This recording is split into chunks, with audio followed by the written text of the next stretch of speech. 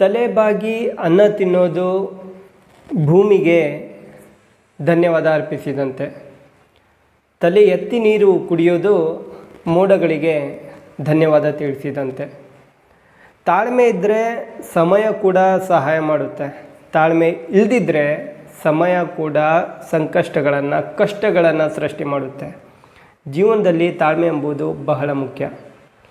ಅದೆಷ್ಟೋ ಜನರ ನಿಜರೂಪ ಗೊತ್ತಿದ್ದರೂ ಎದುರಿಗೆ ಸಿಕ್ಕಾಗ ನಗುತ್ತಲೇ ಮಾತನಾಡುವ ಸ್ವಭಾವ ನಮ್ಮದು.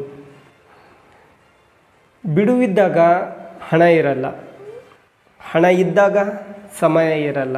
ಹಣ ಮತ್ತು ಬಿಡುವು ಎರಡೂ ಇದ್ದಾಗ ದೇಹದಲ್ಲಿ ಆರೋಗ್ಯ ಶಕ್ತಿ ಇರಲ್ಲ. ಇದೇ ಜೀವನದ ಮರ್ಮ.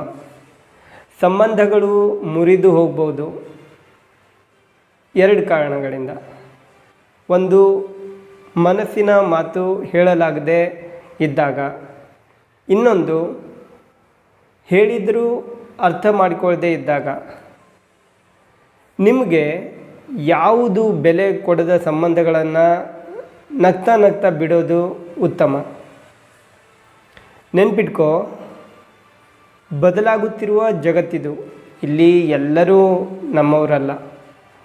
ಜೀವನದಾಗ ಫ್ರೀ ಸಿಗೋದು ಎರಡೇ, ಒಂದು ನೋವು, ಮತ್ತೊಂದು ಸಾವು. ಜೀವನ ಚೆನ್ನಾಗಿದೆ ಅನಿಸೋದು ಹಣ ಸಂಪತ್ತು ಇದ್ದಾಗ ಅಲ್ಲ, ನಮ್ಮನ್ನು ಅರ್ಥ ಮಾಡಿಕೊಳ್ಳೋ ಮನಸ್ಸುಗಳು ಜೊತೆ ಇದ್ದಾಗ. ನಾವು ಎಷ್ಟೇ ಒಳ್ಳೆಯವರಾಗಿದ್ದರೂ ಜನ ನಮ್ಮನ್ನು ಅಳಿಯೋದು ಹಣದಿಂದಲೇ ಹೊರತು ಗುಣದಿಂದಲ್ಲ. ಅದಕ್ಕೆ ಯಾವಾಗಲೂ ಹಣ ಆಯ್ಕೆಯಾಗಿರುತ್ತೆ. ಯಾರು ನಿನ್ನವರು, ಯಾವುದು ನಿನ್ನದು ಎಂಬುದು ಅರ್ಥವಾಗೋದು ಸಮಯ ಬಂದಾಗ ಮಾತ್ರ. ಸಿಕ್ಕವರೆಲ್ಲ ಸಕ್ಕರೆ ಅಂತ ಅನ್ಕೋಬೇಡ. ಅತಿಯಾದ ಸಕ್ಕರೆ ಒಂದು ರೋಗವನ್ನು ಕೂಡ ತರಬಹುದು, ಮರಿಬೇಡ.